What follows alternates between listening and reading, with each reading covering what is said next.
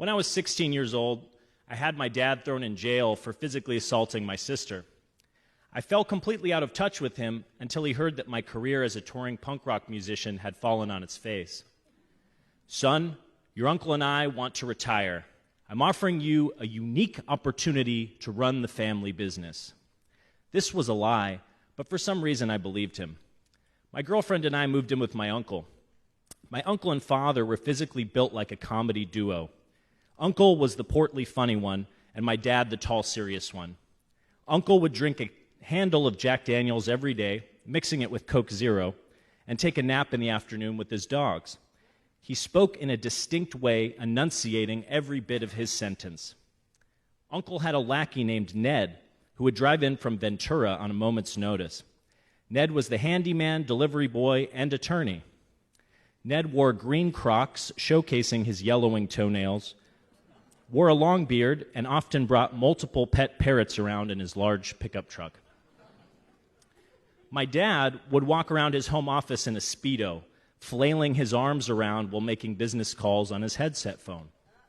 He was a health nut and consumed varieties of powdered vitamins, wheatgrass that he grew in his shower, and unholy concoctions of yogurt, canned salmon, and leftover spaghetti noodles.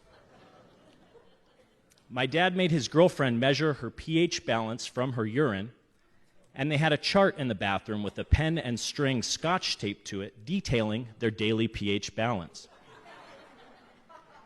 He would say things like this to me: "Son, when I'm your dad, I'll sign off on my emails as Dad." His email signature was always in caps. "When I'm talking to you as boss, I'm CEO, and you've got to listen to CEO. Got it, son? Are you dad right now or CEO? CEO. But you just addressed me as son. CEO. My dad grew up on the west side of LA and thought his calling was to be a Catholic priest. But first, he played drums in a Kiss cover band called Dreams, wearing the Peter Criss cat makeup. Dad attended Catholic seminary and snuck out at night to teach disco dancing lessons and to have sex with his students. He met a hard-of-hearing priest who taught him American Sign Language. They formed a band called the Defenders and played venues like Madame Wong's West, the Hollywood Biltmore Hotel, and Filthy McNasty's. My dad would sing and sign in American Sign Language simultaneously. To improve his sign language skills, he volunteered at a summer camp for deaf children, and that's where he met my mom. My mom was born deaf and was attending Cal State Northridge, which still hosts one of the largest programs for deaf students in the United States. My parents were married in '82 and divorced by '92. It was a dysfunctional family situation, and I turned to punk rock as my solace. At the age of 15, I began playing in touring punk bands and releasing records. As a teenager, we only saw Dad about once a month. One day, my sister hung up on him, and he burst into my mother's house in a rage. She was in the basement doing laundry, and as she's deaf, she didn't hear all the commotion going on upstairs. It sounded like they were killing each other. My sister took a bar stool out into the driveway and began smashing the windshield of my dad's Nissan minivan. His new girlfriend was in the passenger seat as my green-haired, lip-ringed, barefoot sister repeatedly bashed the window in with the chair. My dad followed her out into the driveway, picked her up by the face, and threw her onto the gravel. She ran back into the house bleeding. I put my arm against the door jamb and wouldn't let him come into the house. He laughed mockingly and left. The police arrested him later that night, and we got a restraining order against him.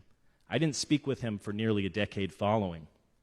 However, the early 2000s found me in my dad and uncle's employ.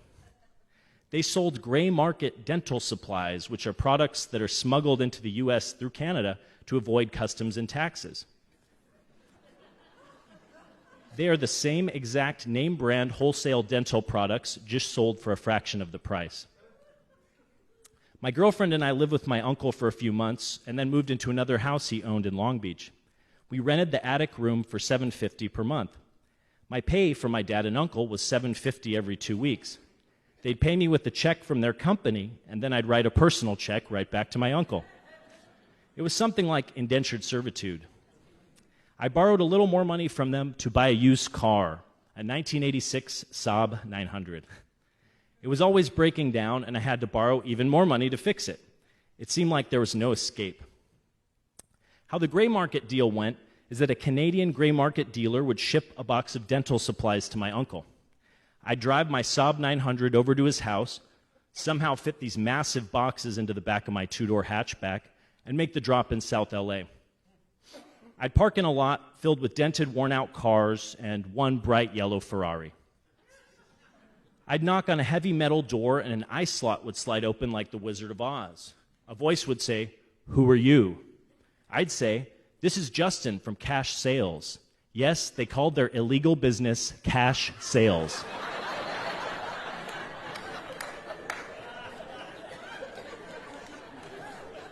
The heavy metal door would slide open. In a back room would be Mr. Yellow Ferrari. I brought the first box in and set it down on the table and wouldn't bring the second box in until they made the second payment.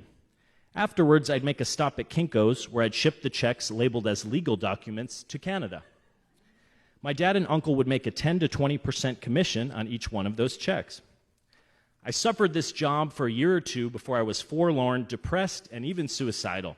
I had nothing to show for it but my 1986 Saab 900. One day, headed across the Vincent Thomas Bridge to San Pedro, my car exploded.